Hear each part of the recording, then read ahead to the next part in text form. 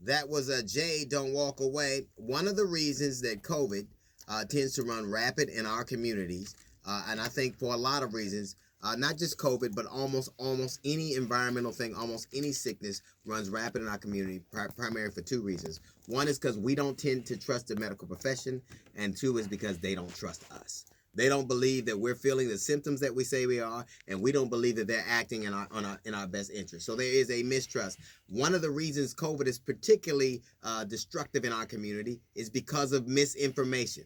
Isn't it funny that we will believe something on the internet, but not people who've gone to school for decades to study the very thing that plagues us right now?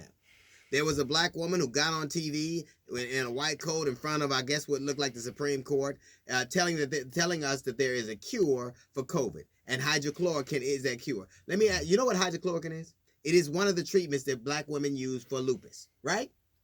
So if in fact it was as effective as she espouses that it is, then they would already be shielded from it because they take that. My mother takes that drug. A lot of black women who have lupus take that drug. So why do they still get COVID if they are in fact ingesting the drug that she's suggesting? What she says, this woman tells black women, well, you get fibroids because you're having sex with demons. You get fibroids because of the chemicals you put in your hair. There's a direct connection. Why is it that you can put doctor or preacher in front of your name, you don't have an office to work from or pulpit to speak from, and people believe you? Just because. And this information is hurting us. And we are spreading it, helping to spread it. On my timeline, I saw all these people that I respect going, see, there is a cure. Let me tell you something. If there were truly a cure for this disease, first off, Donald Trump would have said it himself. He will not even let the experts speak at all. When has he ever done anything that did not have him as the primary recipient of the benefit? When? When has he ever trusted? Look at the kinds of black people he likes. Look at the ones he doesn't. He hates Colin Powell. He loves Kanye West. Hates Diane Watson. Loves Diamond and Silk. Look at the type of people that he likes, the kind of black people he likes. He says he respects this doctor. He respects her because she can do something that he is very adept at.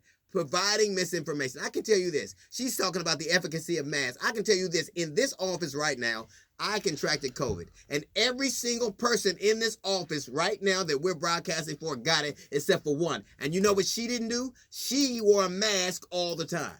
That is direct. I can't tell you what empirical data says, but I can tell you that the fact that we all got it at the same time, and she didn't, and worked in this environment, and the only thing she didn't do that we did was wear a mask. We are dying because we are believing anybody who tells us anything except the people who are paid to learn to do it. And I'm not saying the medical profession doesn't have a history of misleading us, but I would damn sure believe the doctor I go to instead of some chick standing in front of a fishy-looking building in a white coat telling me women can get fibroids from having sex with demons. If women are getting fibroids for having sex with demons, that demon's name is Dark and Lovely.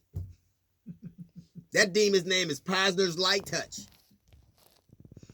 He has a vested interest in misleading you because he does not care what happens to you. He wants one thing, and that is another shot at the presidency. He doesn't care what happens to you or anybody else. And he uses black people. The only thing black people serve him for is props and propagating misinformation. That's what they do.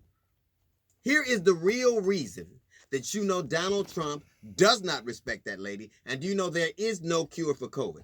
Because if there were a cure for COVID, the last thing that Donald Trump would do was let a black woman tell you first. That's a little note from the GED section. We got the Jazz Report coming up in 15 minutes. It is the D.L. Hughley Show.